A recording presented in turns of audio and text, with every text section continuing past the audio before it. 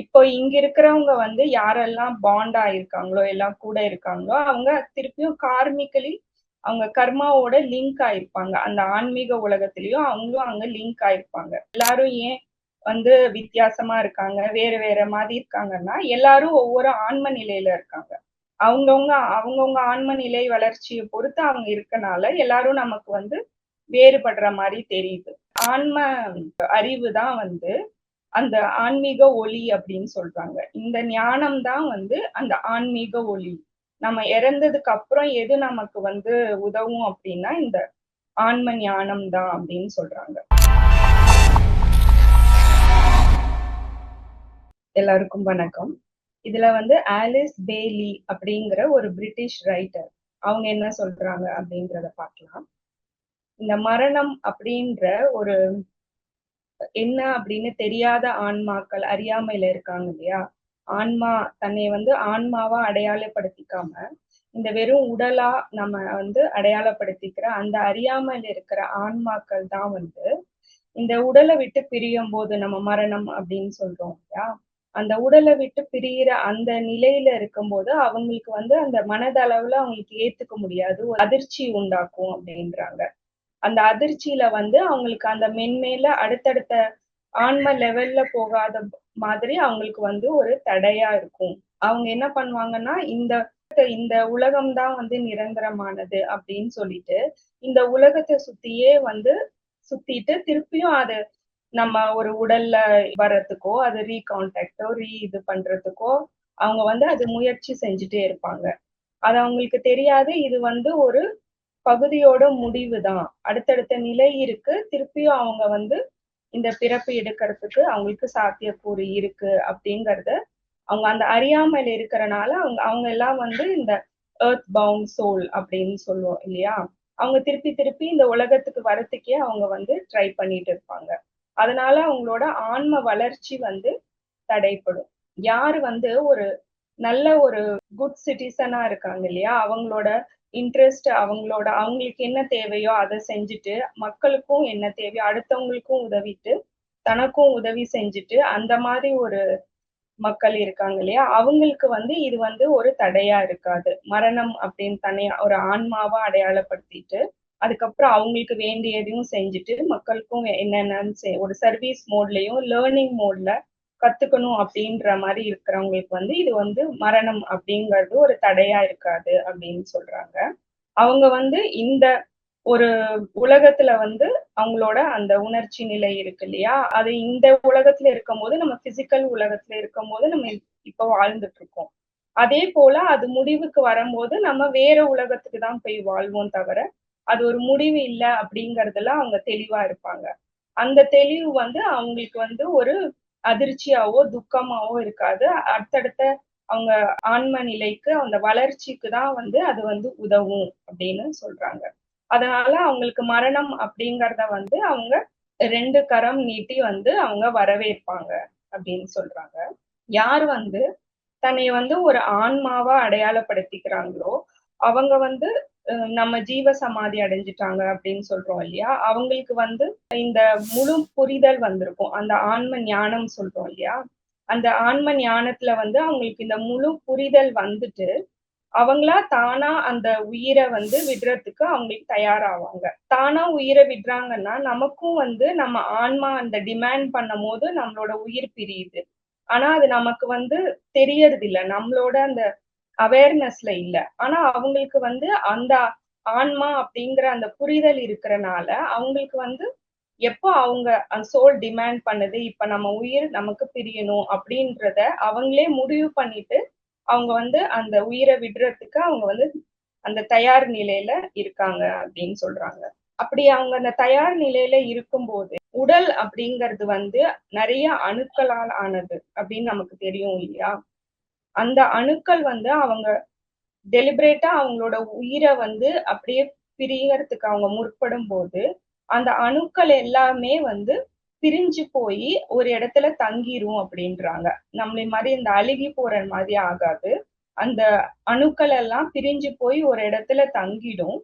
அவங்களுக்கு திருப்பியும் அவங்க வந்து இந்த மாரி பிசிக்கல் உடல் எடுத்துட்டு இந்த உலகத்துக்கு வரணும் அப்படிங்கும்போது, அது வந்து அவங்களுக்கு திருப்பியும் ரீயூஸ் பண்ணி அந்த அணுக்கள் எல்லாம் சேர்ந்து அவங்களால இந்த மாதிரி ஒரு பிசிக்கல் ஃபார்ம் பண்ணி அவங்க ஒரு பிறப்பெடுத்துட்டு வர முடியும் அப்படின்னு சொல்றாங்க. ஆனா இப்போ இருக்கிற இந்த காலகட்டத்துல மனிதத்துவத்தை நம்ம மறந்துட்டு ஒருத்தரை நம்ம அழிச்சிட்டு இருக்கோம் இல்லையா? அதனால அந்த அழிக்கிறனால என்ன ஆகுது அப்படின்னா, இந்த மாதிரி நம்ம உடலை நம்ம செதைச்சிட்டு இருக்கோம் அப்படின்னு சொல்றாங்க. அந்த நிலைக்கு நம்ம அதை அடையறது இல்ல அப்படின்னு சொல்றாங்க. ஆனா இந்த காலகட்டமும் நமக்கு மாறும். அது மாறும்போது இந்த மரணம் அப்படிங்கிறது ஒரு பயம் இல்லாம நம்மளா ஏத்துக்கிற மாதிரி ஒரு நிலை மாறும் அப்படின்னு சொல்லி இந்த ஆத்தர் இங்க முடிக்கிறாங்க. அடுத்தவங்க ருடால்ஃப் ஸ்டெய்னர் அப்படிங்கிறவங்க ஒரு ஆஸ்திரியன் பிலாசபர். அவரும் நியூ ஏஜ் ஸ்பிரிச்சுவல் குரு.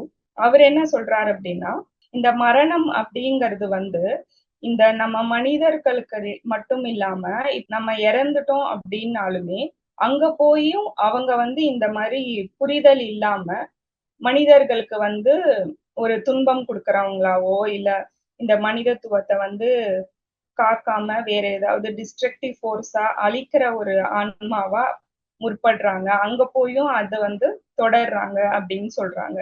இதுக்கு ஒரு சீக்ரெட் ஒரு சொசைட்டி வச்சிருக்காங்க. இப்போ ஆன்ம நிலை ஆவி உலகம்லாம் சொல்றாங்க இல்லையா? அங்க இப்போ நம்ம இறப்புக்கு பிறகு என்ன நடக்குது அப்படிங்கறத தெரிஞ்சுக்கிறதுக்கு அவங்க ஒரு சீக்ரெட் சொசைட்டி மாதிரி அதை ஃபார்ம் பண்ணி அங்க வச்சிருக்காங்க. ஆனா அவர் என்ன சொல்றாருன்னா, இந்த சீக்ரெட் சொசைட்டியா ஏன் வச்சிருக்காங்க அப்படின்னா, நம்ம மனிதர்களுக்கு அந்த நிலையில ஒரு மெச்சூரிட்டி இல்ல. அதை தெரிஞ்சுட்டு அதை ஏதாவது மிஸ்யூஸ் பண்றதுக்கோ இதுக்கோ வாய்ப்பு இருக்கு அப்படின்றனால அது ஒரு சீக்ரெட் சொசைட்டியாவே இருக்கு. ஆனா இப்போ என்ன சொல்றாங்க அப்படின்னா, இந்த காலகட்டம் அட்லாண்டிக் கண்டத்தோட அழிவிற்கு பிறகு 5வது நாகரிக காலம் அப்படின்னு சொல்றாங்க. இது என்ன பரிணாமம் அப்படின்னா, எல்லாரும் தன்னோட உள்ளார்ந்த ஆற்றலை உணர்றதுக்கான காலம் அப்படின்னு சொல்றாங்க. அதனால இந்த மாதிரி சீக்ரெட் சொசைட்டியோ இல்ல நமக்கு மரணத்துக்கு பிறகு என்ன நடக்கும் அப்படிங்கறதையோ இனிமேல் இவ்வளோ சீக்ரெட்டாவோ இது வச்சுக்க வேண்டாம். ஏன்னா மனிதர்களுக்கு இது புரிகிற அந்த மெச்சூரிட்டியோ அந்த காலமும் வந்துருச்சு அப்படின்னு அவரு சொல்றாரு. இப்ப ஏன் மக்களை எல்லாம் நம்மளை இணக்கமா வச்சுட்டு எல்லா மனிதத்துவமா எல்லாரும் சேர்ந்து இந்த ஆன்மீக வளர்ச்சி அடையணும் அப்படின்னு நம்ம ஏன் அப்படி நினைக்கிறோம் அப்படின்னா, இப்போ இங்க இருக்கிறவங்க யாரெல்லாம் பாண்ட் ஆயிருக்காங்களோ எல்லாம் கூட இருக்காங்களோ அவங்க திருப்பியும் கார்மிக்கலி அவங்க கர்மாவோட லிங்க் ஆயிருப்பாங்க. அந்த ஆன்மீக உலகத்திலயும் அவங்களும் அங்க லிங்க் ஆயிருப்பாங்க. மனிதத்துவத்தோட எல்லாரோடையும் நம்ம இணக்கமா இருந்தோம் அப்படின்னா, இங்க மட்டும் இல்ல, நம்ம இந்த பிசிக்கல் வேர்ல்டு சொல்றோம் இல்லையா? இங்க மட்டும் இல்லாம ஆன்ம உலகத்திலயும் அது ரொம்ப ஹெல்ப்ஃபுல்லா உதவியா இருக்கும் அப்படின்றாங்க. ஏன்னா நம்ம இங்க இப்ப இருக்கிறது ஒரு பிரதிபலிப்பு தான், ஒரு எஃபெக்ட் தான். இதோட காரணம் நம்மளோட அந்த ஆன்மா காரணம் உலகம் பார்த்திருப்போம் இல்லையா? அந்த காரண உலகத்தில் இருந்துதான் நம்ம இங்க வந்திருக்கோம். இப்போ நம்ம மனிதத்துவமா எல்லாரும் ஒண்ணா இருந்து எல்லாரும் ஆன்மீக வளர்ச்சியில நம்ம முற்படுறோம். அப்புறமேலு சர்வீஸ்லயோ இல்ல லேர்னிங் இந்த மாதிரி ஆன்ம ஞானத்தை பெறுறதுலயோ நம்ம முற்படுறோம் அப்படின்னா எல்லாரும் சேர்ந்து நம்ம ஆன்ம வளர்ச்சிக்கு உதவியா இருக்கும். அது இங்க மட்டும் இல்ல, இந்த பிசிக்கல் வேர்ல்டுல மட்டும் இல்ல, அந்த ஆன்ம உலகத்திலையும் சேர்ந்து ரெண்டுமே சைமல்டேனியஸா நம்மளை வளர்ச்சிக்கு உதவும் அப்படின்னு சொல்றாங்க. அதனாலதான் நம்ம இந்த மாதிரி எல்லா மக்களோட இணக்கமா இருந்து, ஏன்னா நமக்கு இப்போ தெரியும் அடுத்த மக்கள் ஏன் இப்படி இருக்காங்கன்னா ஒவ்வொருத்தரும் ஒவ்வொரு ஆன்ம நிலையில இருக்காங்க. அதனாலதான் நமக்கு புரிஞ்சுக்க முடியல. எல்லாரும் ஏன் வித்தியாசமா இருக்காங்க, வேற வேற மாதிரி இருக்காங்கன்னா எல்லாரும் ஒவ்வொரு ஆன்ம நிலையில இருக்காங்க. அவங்கவுங்க அவங்கவுங்க ஆன்ம நிலை வளர்ச்சியை பொறுத்து அவங்க இருக்கனால எல்லாரும் நமக்கு வேறுபடுற மாதிரி தெரியுது. மத்தபடி ஆன்மா அப்படின்னு பார்த்தா எல்லாருமே ஒண்ணுதான். எல்லாரோட அந்த கோர் எசன்ஸ் கருணை, அன்பு தான். இதை நம்ம புரிஞ்சுக்கிட்டாலே நமக்கு அவங்க என்ன சொல்றாங்கன்னா, இந்த ஆன்ம அறிவு தான் அந்த ஆன்மீக ஒளி அப்படின்னு சொல்றாங்க. இந்த ஞானம் தான் அந்த ஆன்மீக ஒளி. நம்ம இறந்ததுக்கு அப்புறம் எது நமக்கு உதவும் அப்படின்னா இந்த ஆன்ம ஞானம் தான் அப்படின்னு சொல்றாங்க. அங்க போகும்போது இதுக்கப்புறம் நம்ம மரணம் சொல்றோம் இல்லையா? அடுத்தடுத்த நிலைக்கு நம்ம போகும்போது, அதுதான் நமக்கு ஒரு ஒளியா இருக்கும். இல்லன்னா நம்ம வந்து ஒரு அறியாமை அப்படின்னு சொல்ற ஒரு இருட்டுல இருக்கிற மாரி இருக்கும். அதனால நம்ம இந்த கட்டாயம் இந்த ஞானத்த வந்து நம்ம இங்க இருக்கும்போதே இப்போ இந்த வாழ்க்கையில இருக்கும்போதே, பிசிக்கல் வேர்ல்ட்ல இருக்கும்போதே, நம்ம வந்து அத பெறணும் அப்படின்னு வலியுறுத்துறாரு. அடுத்தது வந்து ஜே.பி. வாஸ்வானி அப்படின்ற ஒரு ஆத்தர் வந்து, அவரு இந்தியன் ஸ்பிரிச்சுவல் லீடர். அவரு என்ன சொல்றாருன்னா, நமக்கு எத்தன பேருக்கு இந்த மரணம் அப்படிங்கிற ஒரு இதோட அர்த்தம் நமக்கு தெரியும் அப்படின்னு கேக்குறாரு. ஏன்னா வந்து எல்லாரும் இந்த மரணம் அப்படின்னா பயத்தோட தான் பாக்குறாங்க. இல்லன்னா இது பேசவே கூடாத ஒரு டாபிக் அப்படின்னு நினைச்சு எல்லாரும் நம்ம விலகி போயிட்டு இருக்கோம். நம்ம வந்து இந்த பழமொழி நம்ம கேட்டிருப்போம். இப்போ தைரியமா இருக்கிறவங்க வந்து ஒரு முறை தான் வந்து இறக்குறாங்க. ஆனா கோழைகள் வந்து தினம் தினம் இறக்குறாங்க. அவங்க வந்து நிறைய அந்த இறப்ப வந்து சந்திக்கிறாங்க. ஏன்னா அந்த கோழையா இருக்கறனால, பயந்துட்டு இருக்கறனால நிறைய தடவ அந்த இறப்ப சந்திக்கிறாங்க அப்படின்றத நம்ம கேள்விப்பட்டிருப்போம். ஏன்னா வாழ்க்கை அப்படின்றது வந்து எல்லாமே சேர்ந்தது தான். நமக்கு தெரியும் யாருக்குமே வந்து வாழ்க்கை வந்து எப்பவுமே சந்தோஷமா இருக்கும் அப்படின்னு நம்ம சொல்ல முடியாது. நம்ம முன்னாடியே பார்த்த மாதிரி, இந்த ஆன்ம நிலையில இருந்து பார்த்தா தான் நமக்கு தெரியும். ஒவ்வொரு சவால்களும் வந்து நம்மளோட ஆன்ம வளர்ச்சிக்கு வந்து உதவுது அப்படின்னு சொல்லிட்டு. நம்ம சந்தோஷமா இருக்கமா, அதுவும் பரவால்ல தான். நம்ம இந்த வாழ்க்கைய அனுபவிச்சுட்டு இருக்கோம். சப்போஸ் ஏதோ சவால்களோ, இல்ல ஏதோ ஒரு கஷ்டங்களோ வந்துச்சு அப்படின்னா, ஆன்மால இருந்து நம்ம பார்க்கும்போது, எதுவா இருந்தாலுமே வந்து அது ஆன்ம வளர்ச்சிக்கு கண்டிப்பா உதவும். பிசிக்கல் வேர்ல்ட்ல பார்க்கும்போது தான், நமக்கு வந்து அது வந்து பழி, பாவம் அந்த மாரிலாம் நம்ம அதுக்கு பேர் வச்சுட்டு இருக்கோம். ஆனா ஆன்ம ரீதியில நம்ம பார்க்கும்போது, எதுக்குமே அந்த மாரி இது கிடையாது. வெறும் அது அந்த எக்ஸ்பீரியன்ஸ்க்கு மட்டும் தான் அந்த பாடங்களை மட்டும் தான் அது எடுத்துட்டு, அது ஆன்ம வளர்ச்சிக்கு அது உதவுது அப்படின்னு சொல்றாங்க. அதனால வந்து இந்த மரணம் அப்படிங்கிறது கூட ஒரு நல்ல பிளசன்ட் எக்ஸ்பீரியன்ஸா கூட இருக்கலாம். நம்ம இந்த புரிதல் இருந்துச்சு அப்படின்னா, நமக்கு பயம் இல்லாம, அதுவும் வந்து நம்ம அத ஏற்றுக்கொள்ற மாரி ஒரு அனுபவமா நம்ம மாத்திக்கலாம் அப்படின்னு சொல்றாங்க. என்ன சொல்றாங்கன்னா, இந்த மரணம் அப்படிங்கிறது வந்து, அந்த பயணத்துல அந்த முடிவு வந்து ஒரு பேரொளி அப்படின்னு சொல்றாரு.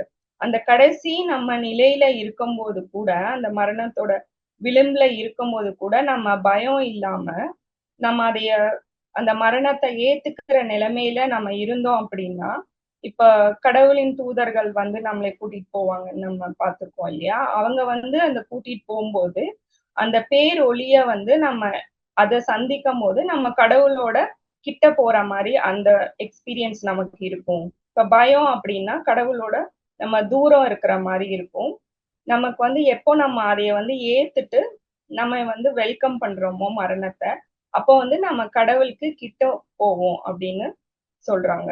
இந்த மாரி நம்ம எல்லா எக்ஸ்பீரியன்ஸும், எல்லா அனுபவங்கள் நம்ம இந்த இதுல சந்திக்கிறோமோ, இந்த வாழ்க்கையில நம்ம சந்திக்கிற எல்லா அனுபவங்களுமே ஒரு கடவுள் குடுத்த ஒரு பரிசு தான் அப்படின்றாங்க. அது எல்லாம் பெயினா இருந்தாலும் சரி, சஃபரிங் எதா இருந்தாலும் வலியோ, இல்ல சந்தோஷமோ, துக்கம் எதுவா இருந்தாலுமே 2மே வந்து ஒண்ணா பார்க்கக்கூடிய அந்த சமநிலை வந்துருச்சு அப்படின்னா, நமக்கு அந்த ஞானம் பெற்றுட்டோம் அப்படின்னா, இது 2மே வந்து நம்ம ஆன்ம வளர்ச்சிக்கு உதவுறது தான். எதுவுமே வந்து நமக்கு வந்து ஒரு துன்பம் தர்றதோ, இல்ல வந்து நமக்கு மட்டும் அப்படி ஏன் நடக்குது அப்படின்ற கேள்வி வந்து நமக்கு இருக்காது. அதனால நமக்கு என்ன முற்படணும் அப்படின்றாங்கன்னா, நெறைய ஒரு நல்லது பண்ணி, நமக்கு என்ன இஷ்டமோ அத செஞ்சுட்டு, ஒரு ஜெலஸியோ, அடுத்தவங்க மேல பொறாமப்படுறதோ, அடுத்தவங்க மேல குத்தம் கண்டுபிடிக்கிறதோ, அந்த மாரி இதுல போகாம, அடுத்தவங்கள கஷ்டப்படுத்துறதோ, அந்த மாரி போகாம, நமக்கு வந்து நமக்கும் நல்லது செஞ்சுட்டு, அடுத்தவங்களுக்கும் எவ்வளோ முடியுமோ அவ்வளோ நல்லது செஞ்சுட்டே இருந்தா, நமக்கு வந்து அந்த ஆன்ம வளர்ச்சி எப்பவுமே நமக்கு வந்து இருக்கும் அப்படின்னு சொல்றாங்க. இந்த உலகத்துல இல்ல அப்படின்னாலும், நமக்கு வந்து இந்த உலகத்துல வந்து நம்ம ஒரு இடத்த நம்ம காலி பண்ற மாரி தானே நமக்கு மரணம் அப்படின்னா. அந்த உலகத்த நம்ம காலி பண்ணிட்டோம்னா, அடுத்த உலகத்துல இந்த யுனிவர்ஸ்ல இன்னொரு ஆஸ்ட்ரல் வேர்ல்டுல நமக்கு ஒரு இடம் நமக்கு கிடைக்கும். இங்கிருந்து நம்ம முடிவு அப்படின்னு நினைக்கிறது, அங்க ஒரு பிறப்பு அப்படின்ற மாரி. அப்படின்னு சொல்லி அவர் முடிக்கிறாரு. அடுத்தது வந்து டார்காம் சரேடெரியன் அப்படின்னு சொல்லிட்டு ஒரு அமெரிக்கன் ரைட்டர் அண்ட் மியூசிஷியன். அவர் என்ன சொல்றாரு அப்படின்னா, எல்லாரும் இந்த வாழ்க்கையோட ஓட்டத்துல நம்ம போய்க்கிட்டே இருக்கோம் இல்லையா?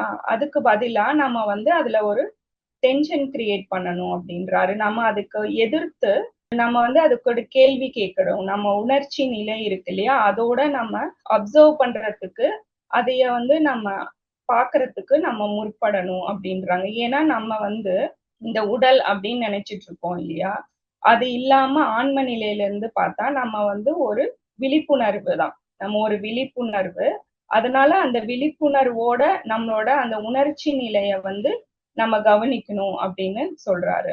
ஏன்னா எல்லாருக்குள்ளயும் வந்து எல்லாமே இருக்கு. நம்ம ஆன்ம நிலை பார்த்தீங்கன்னா, எல்லாரும் நமக்கு வந்து ஈக்குவல் தான். அந்த சீடு வந்து எல்லாருக்குள்ளயும் இருக்கு அப்படின்றாரு. எப்போ நம்ம அந்த உணர்ச்சி நிலைய தொட்டு இந்த மெடிடேஷன் பண்ணி, இந்த மாரி நெறைய புத்தகங்கள் படிச்சு, எல்லாத்தையும் நம்ம அதைய வந்து அந்த விழிப்புணர்வ வந்து நம்ம அவேக்கன் பண்றோமோ, அப்ப வந்து நமக்குள்ள இருக்கிற அந்த ஃபுல் பவர வந்து நம்ம ஆக்சஸ் பண்ண முடியும் அப்படின்றாங்க. அதை நம்ம கண்டறிஞ்சு, இன்னும் பெரிய ஒரு கதவு திறக்கறதுக்கு நமக்கு வந்து அது யூஸ்ஃபுல்லா இருக்கும் அப்படின்னு சொல்றாங்க. அது வந்து நமக்கு அந்த உத்வேகத்த குடுக்கும் அப்படின்னு சொல்றாங்க. இப்ப தியான நிலையில இருக்கும்போது, நம்ம இந்த பிசிக்கல் வேர்ல்டுல இருந்து கொஞ்சம் சூட்சும உடலுக்கு நம்ம போவோம். அந்த சூட்சும உடல்களுக்கு அந்த உலகத்துக்கு நம்ம போகும்போது, அங்க இருக்கிற அந்த எனர்ஜி இருக்கு இல்லையா? அந்த எனர்ஜி நம்ம சில பேருக்கு வந்து அந்த திறன் இருக்கும். ஆனா, இப்ப நம்ம சாதாரணமா பண்ணாலே நமக்கு தெரியும். இந்த தியானம் பண்ண உடனேவே நமக்கு வந்து ஒரு அந்த உணர்ச்சி நிலையோட அந்த விரிவாக்கம் நமக்கு தெரியும். அந்த விரிவடையறது தெரியும். இன்னும் நமக்கு வந்து அந்த ஜாஸ்தி கருணையோ, இல்ல அடுத்தவங்களை வந்து துன்புறுத்தாம இருக்க, அந்த மனநிலை நமக்கு வந்து விரிவடையறது நம்ம கண்கூட பார்க்கலாம். அது என்னன்னா, அது ஸ்லோவா கொஞ்ச நேரத்துக்கு இருக்கும். அது ஸ்லோவா குறையறதையும் நம்ம வந்து கவனிக்க முடியும். நம்ம தூக்கத்திலயும் நம்ம வந்து அந்த ஹையர் வேர்ல்ட்ஸ் அப்படின்னு சொல்றாங்க இல்லையா?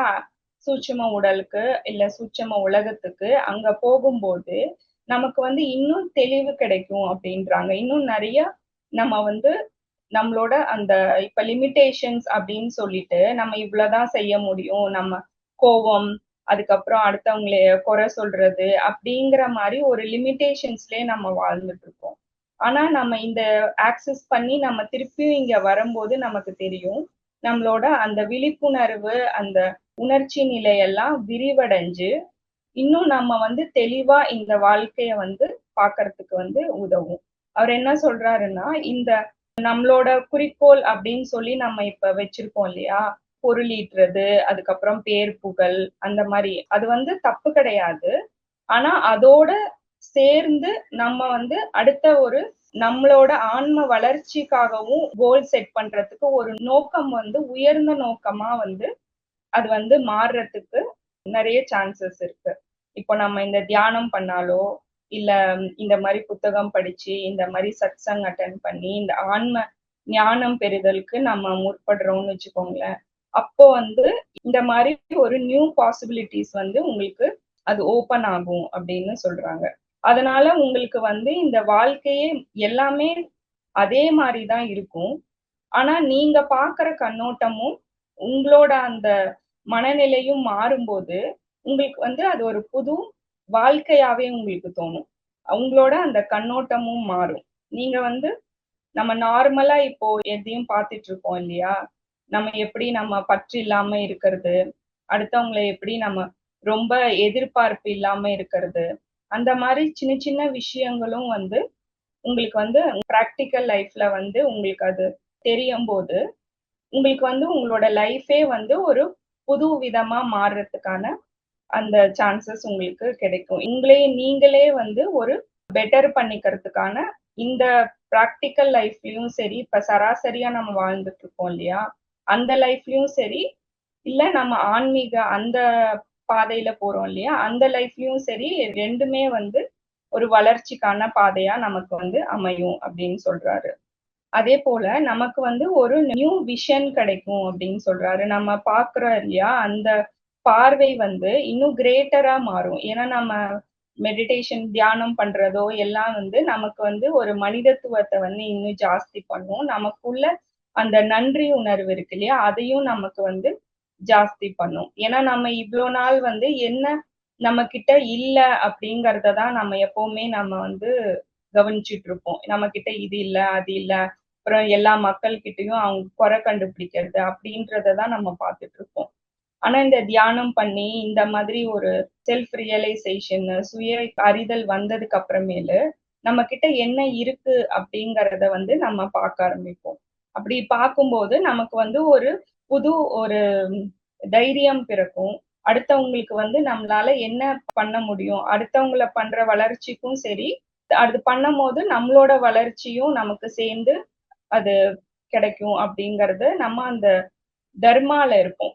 என்ன நம்ம கடமைய செய்றது, அதுக்கப்புறமேலு இந்த மாரி அடுத்தவங்கள வந்து மன்னிப்பு குணத்துல ஃபர்கிவ்னஸ்லயும், அதுக்கப்புறம் ஹையர் வேர்ல்ட்ஸ்ல வந்து இந்த மாரி எல்லாரோட மக்களோட இணக்கமா இருக்கிறதுல, அதுல வந்து முற்படுவோம்.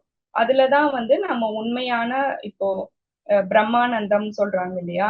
தன்னைய பத்தி தெரிஞ்சுக்கிறதும், இந்த ஆன்ம நிலைய பத்தி நம்ம தெரிஞ்சுக்கிட்டோம் அப்படின்னா, அதுதான் வந்து உண்மையான ஆனந்தம் அப்படின்னு சொல்றாங்க. இப்போ நம்ம மெட்டீரியலிஸ்டிக்கா நம்ம பொருள் மேல வச்சிருக்கிறதெல்லாம் வந்து தப்புன்னு சொல்லல. ஆனா அது வந்து எப்பவுமே பெர்மனன்ட் கிடையாது. எப்பவுமே நம்ம கிட்ட இருக்கும் அப்படின்னு கிடையாது.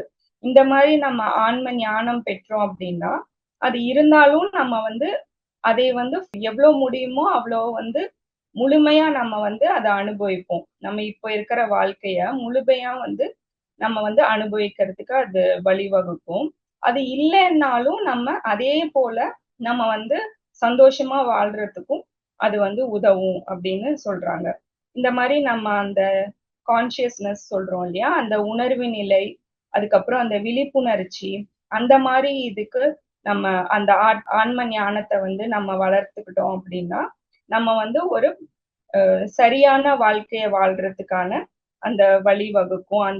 நம்ம போயிட்டு இருக்கோம் இல்லையா? அந்த நோக்கத்துக்கும், அந்த வழிக்கும் வந்து இங்க இருக்கிற பிசிக்கல் வேர்ல்ட்லயும் சரி, இல்ல அங்க இருக்கிற நம்ம வேற அடுத்த சூட்சும உடலுக்கு போம்போதோ, மரணம் அப்படின்னு சொல்றோம் இல்லையா? அதுக்கு அடுத்த வாழ்க்கைக்கு போகும்போதும் வந்து, அது நமக்கு ஒரு வழிகாட்டியா இருக்கும் அப்படின்றத இவங்க வந்து வலியுறுத்துறாங்க.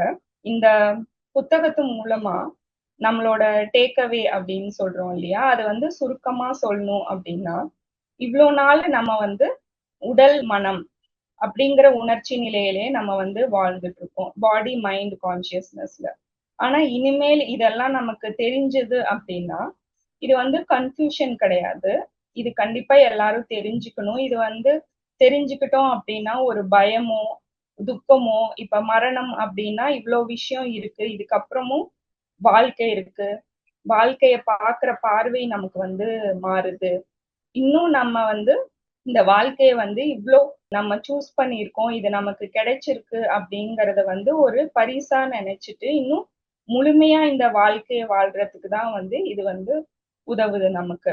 இதனால வந்து நம்ம சராசரி வாழ்க்கைய விட்டுட்டு, நம்ம போய் இத தனியா நமக்கு வாழணும் அப்படிங்கிறது கிடையாது. நம்ம நார்மல் வாழ்க்கையே வந்து அது இன்னும் மேம்படுத்த தான் வந்து இந்த மாரி ஒரு ஆன்மீக பாதைக்கு நம்ம போறோம். ஏன்னா நெறைய பேர் தப்பான புரிதல் என்னன்னா, ஆன்மீக பாதைக்கு வந்துட்டோம்னா, நம்மளோட சராசரி வாழ்க்கையில இருந்து அது ஒரு தவிர்த்துட்டு நம்ம வாழணும் அப்படின்னு நெனைக்கிறாங்க. ஆனா அது அப்படி கிடையாது. நம்ம இப்ப பாடி, மைண்ட் அப்படிங்கிற கான்ஷியஸ்னஸ்ல இருக்கோம் இல்லையா? இது வந்து பாடி, மைண்ட், சோல் இப்போ உடல், மனம், அதுக்கப்புறம் ஆன்மா. அதிலிருந்து நம்ம சேர்த்து ஆன்ம நிலையிலிருந்து பார்க்கும்போது, எல்லாமே கரெக்ட்டா தான் இருக்கு அப்படின்றாங்க. எல்லாமே பெர்ஃபெக்ட்டா இருக்கு.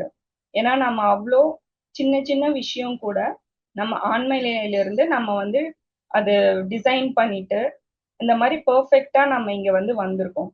அப்புறம் இங்க வந்ததுக்கு அப்புறமேலு இத பத்தி மறந்துட்டு, தேவையில்லாத விஷயங்கள நோக்கி போயிட்டு இருக்கும்போது தான் நம்ம வாழ்க்கைய நம்ம வாழாம நம்ம வேற ஏதோ பண்ணிக்கிட்டு இருக்கோம். அதனால இந்த மாரி விஷயங்கள் எல்லாம் நம்ம ஆன்ம அந்த அறிவ நம்ம தெரிஞ்சுக்கிட்டோம் அப்படின்னா, முதல்ல நம்மளோட இந்த சராசரி வாழ்க்கை தான் முதல்ல மேம்படும். அது எதுவா இருந்தாலும் சரி, நீங்க பொருள் ஈட்டணும், இல்ல பணம், பேர், புகழ் எது நமக்கு இப்ப கிடைச்சாலுமே அத வந்து கரெக்ட்டா யூஸ் பண்றதுக்கு வந்து உதவியா இருக்கும். இது வந்து என்னோட பெர்சனல் எக்ஸ்பீரியன்ஸ் வச்சு சொல்றேன். நான் இந்த தியானத்துக்கு வந்ததுக்கு அப்புறம், நம்மளோட சராசரி வாழ்க்கை இருக்கு இல்லையா? அது வந்து இன்னும் மேம்பட்டு தான் இருக்கு. நம்ம ரிலேஷன்ஷிப் ஆகட்டும், ஹஸ்பண்டோடயோ, இல்ல குழந்தைகளோடயோ, இல்ல சக மனுஷங்களோட எல்லாரோடையும் நம்மளோட பார்க்குற பார்வை வந்து மாறிடுது. இன்னும் நம்மளையும் நம்ம வந்து எப்படி வளர்ச்சிக்கு ஆக்கிட்டு, அடுத்தவங்களையும் நம்ம எப்படி வளர்ச்சி ஆக்கணுங்கிற ஒரு ஒரு உயர்ந்த நோக்கம் வந்து நமக்குள்ள வந்துறத வந்து நான் உணர்ந்தேன். ஸோ இந்த வாய்ப்புக்கு வந்து மிக்க நன்றி.